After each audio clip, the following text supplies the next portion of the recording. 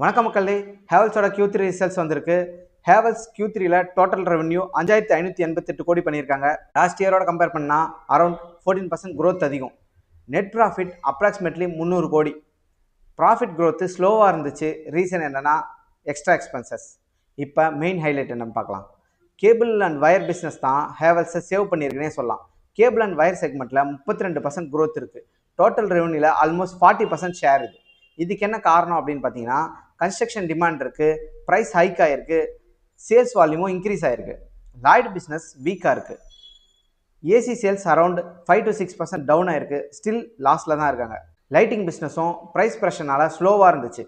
Cable factory situation என்னென்னா cable capacity 90 to 100% இருக்குது, wire capacity 65 to 70% இருக்குது. ஃபியூச்சர் க்ரோத்துக்கு ஸ்ட்ராங்கான சான்ஸு அப்படின்னே சொல்லலாம். ஷார்ட்டாக சொல்லணும் அப்படின்னா கேபிள் அண்ட் வயர்ஸ் ஸ்ட்ராங்காக இருக்காங்க, ஏசி அண்ட் லைட்னிங் ரொம்ப வீக்காக இருக்குது.